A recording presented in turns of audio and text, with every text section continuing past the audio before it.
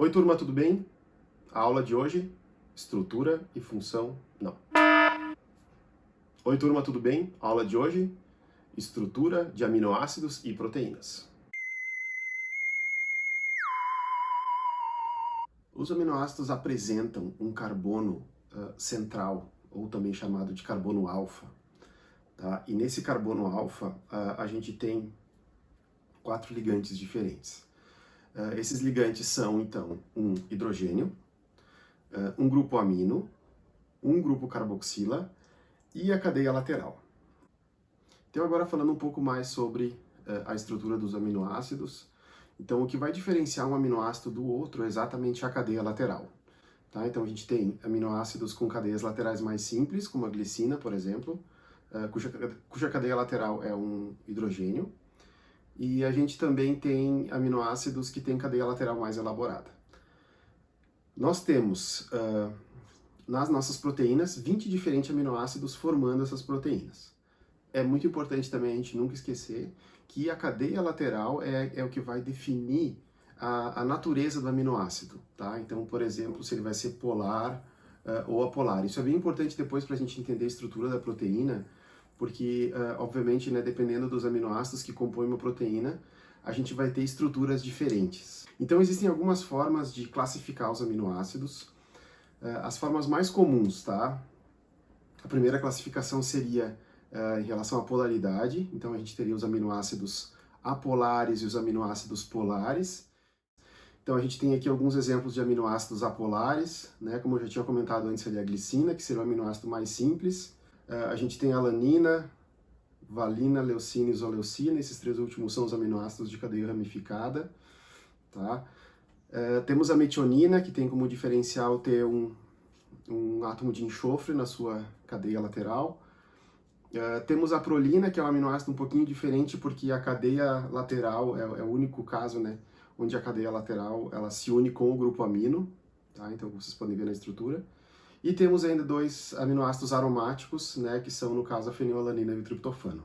Então esses são aminoácidos apolares, são bastante hidrofóbicos, né, se a gente for olhar a estrutura deles, eles são compostos basicamente por átomos de carbono, né, em relação à sua cadeia lateral. Então isso faz com que eles sejam hidrofóbicos. Os aminoácidos podem ser polares, e polares eles ainda podem ser em 3 subtipos: polares sem carga, polares com carga negativa ou positiva.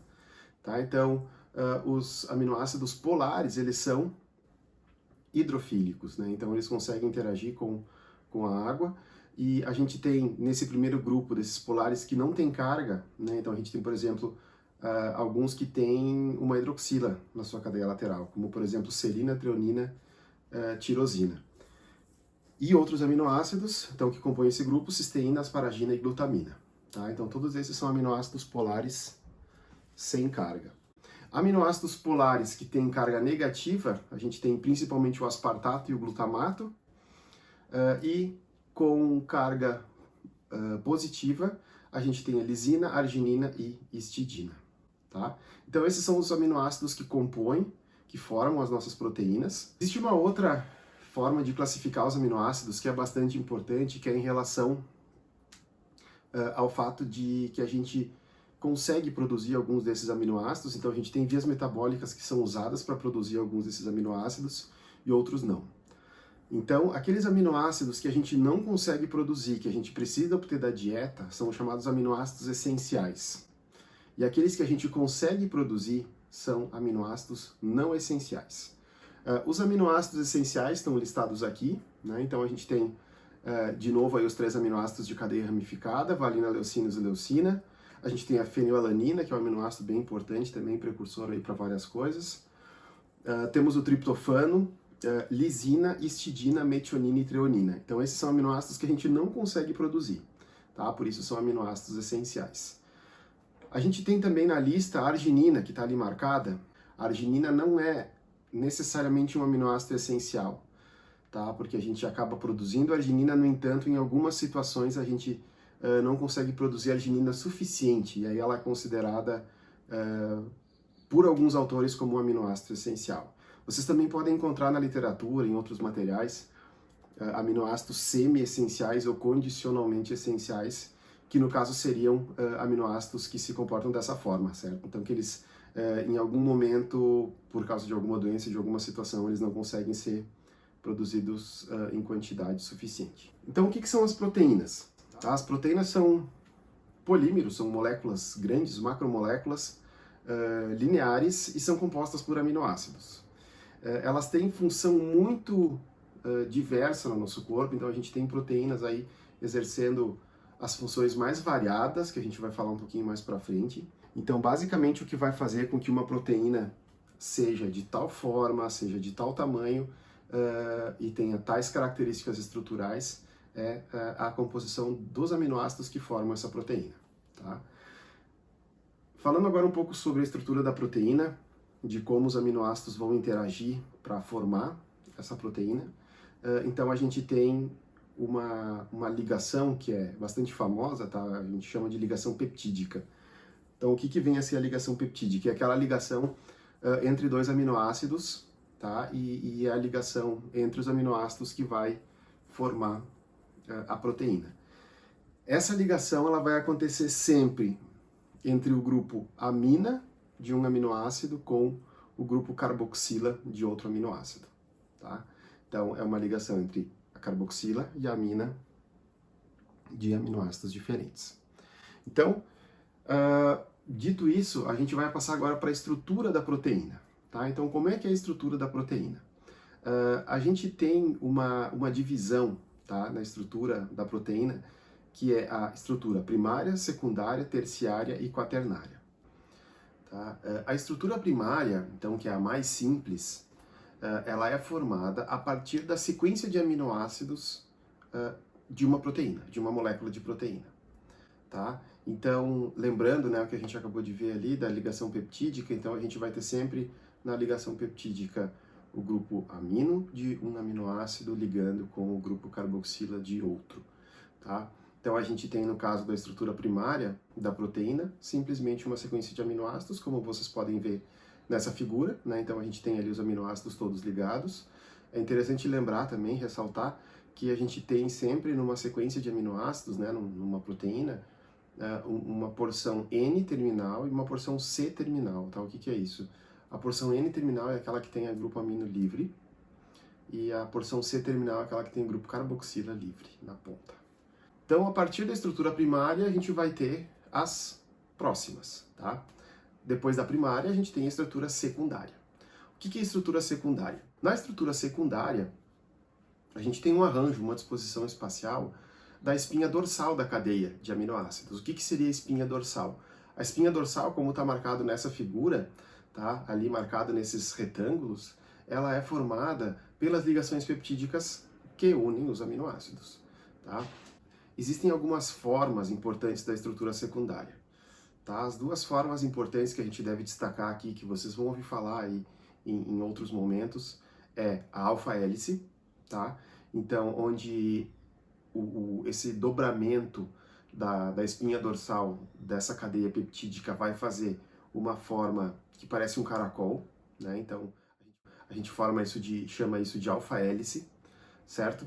E a outra forma a gente chama de folha ou fita beta preguiada, como está demonstrado nessa figura, certo? Então, nessa folha a gente tem o formato tridimensional da folha é exatamente como uma folha de papel, então é uma figura plana, tá? Enquanto que a alfa-hélice que a gente viu anteriormente parece um cilindro, tá? Um caracol, um cilindro, aqui a gente tem uma folha, então uma figura plana. Acho que essa figura é importante ressaltar porque, se vocês olharem nessa figura, a gente tem, por exemplo, essa parte verde, ela é formada principalmente por alfa-hélice, né? Então, estrutura secundária da forma de alfa-hélice. Já para a parte laranja, vocês têm mais folha beta preguiada, tá? E a outra coisa importante mostrar também, ou lembrar, que as proteínas não têm em todos os seus aminoácidos esse tipo de estrutura, tá? Por exemplo, onde vocês veem essas linhas, né? Então ali tem uma alfa-hélice, sai uma linha, vai lá para a parte amarela, né? Então essas linhas são aminoácidos que não têm esse tipo de arranjo, simplesmente segue como uma sequência de aminoácidos sem esse tipo de arranjo de estrutura secundária. Indo agora para a estrutura terciária, tá? Qual é a grande diferença da estrutura terciária para a secundária? Que a estrutura secundária a gente tem um rearranjo da espinha dorsal, né, então da cadeia peptídica, enquanto que na estrutura terciária a gente tem agora um envolvimento das cadeias laterais dos aminoácidos, tá? Então, basicamente, a interação que vai fortalecer e que vai estabilizar a estrutura secundária é a ponte de hidrogênio, enquanto que na estrutura terciária a gente tem vários tipos de interação entre os radicais, né, das cadeias dos aminoácidos, das estruturas dos aminoácidos que vão fazer a estabilização dessa estrutura, tá? Então, por exemplo, vocês lembram que a gente tinha aminoácidos que eram polares com carga negativa e aminoácidos polares com carga positiva, né? Então, eles podem interagir e formar o que a gente chama de interação iônica ou ligação iônica. A gente pode ter também um outro tipo de interação, que é a ligação covalente. A ligação covalente mais importante que a gente tem aqui nos aminoácidos é entre dois resíduos de cisteína, tá? Que a gente vai formar o que a gente chama de ponte de sulfeto. As pontes de hidrogênio também estão presentes na estrutura terciária, tá? Nessa figura aqui fica um pouco melhor de olhar, tá? De entender. Então a gente tem, por exemplo, no número 1 ali, ligações do tipo ponte de hidrogênio. No número 2, a gente tem um outro tipo de interação que é muito importante aqui na estabilização da estrutura terciária, que a gente chama de interação hidrofóbica, tá? Então são aminoácidos que têm a cadeia lateral hidrofóbica, ou seja, repelem água, e a tendência que eles têm é se juntar para repelir essa água, né? E dessa forma eles conseguem estabilizar. No número 3, 4 e 5 a gente tem ligações iônicas, e no número 6 a gente tem a ponte de sulfeto, né? Então, que é uma ligação covalente. Então, por que a proteína tem essa estrutura primária, que é a sequência de aminoácidos, depois tem a estrutura secundária, que é um arranjo que a espinha dorsal faz, formando alfa-hélice, folha beta preguiada, e depois tem a estrutura terciária, com a interação entre as cadeias dos aminoácidos. O objetivo disso é cada vez mais fazer a estabilização da proteína, tá? Então, a proteína, na medida que ela é formada, a gente vai adicionando um aminoácido no outro, ela vai fazendo o que a gente chama de enovelamento e a sua estabilização, tá? Então, o objetivo sempre dessas interações da estrutura secundária e terciária é fazer com que a proteína fique na sua forma pronta, ativa, tá? Para que onde ela consiga exercer a sua função. Então, as proteínas, elas vão ter sempre estrutura primária, secundária e terciária, tá? Elas sempre vão ter isso. A estrutura quaternária, ela é simples de entender, porque, na verdade, a estrutura quaternária simplesmente é quando eu tenho uma proteína formada por mais de uma cadeia peptídica. Um exemplo para entender isso, né? A gente tem duas proteínas que são muito parecidas, que são primas, digamos assim, e que vão fazer uma função, desempenhar uma função muito parecida. Mioglobina no músculo é uma proteína que tem uma unidade só, uma cadeia peptídica, então ela não tem estrutura quaternária. E a gente tem a hemoglobina, que é formada por 4 unidades, 4 cadeias de globina. Ela faz o transporte de oxigênio no sangue, tá? Então, no caso, a estrutura quaternária da hemoglobina é as duas cadeias alfa e as duas cadeias beta, formando, então, com essas 4 unidades, a hemoglobina. E a mioglobina não tem estrutura quaternária, ela vai até a terciária. Então, resumindo, tá? A gente tem estrutura primária, a sequência de aminoácidos, estrutura secundária, um rearranjo ou uma estabilização da estrutura proteica nas ligações peptídicas, que a gente chama de espinha dorsal da cadeia, tá? E aí a gente tem a alfa-hélice e a folha beta preguiada. Estrutura terciária, que agora a gente vai ter o enovelamento da proteína e vai ter a interação entre as cadeias laterais dos aminoácidos e se as proteínas forem formadas por mais de uma unidade, a gente tem então a estrutura quaternária, certo? Valeu, muito obrigado pela atenção, até a próxima. E no caso, a estrutura secundária está invadindo, que foi? Tá estranho, porque eu fico olhando pra baixo. Mas às vezes eu olho para baixo, que é quando tu vai passar o slide. Eu fico falando assim, olhando pra baixo. Tá. Daí Ela tu me interrompeu. Tá bom. Você pensa que é fácil, gente? Não é fácil ser popstar. Estúdio quente, adoro calor, não tem ar aqui.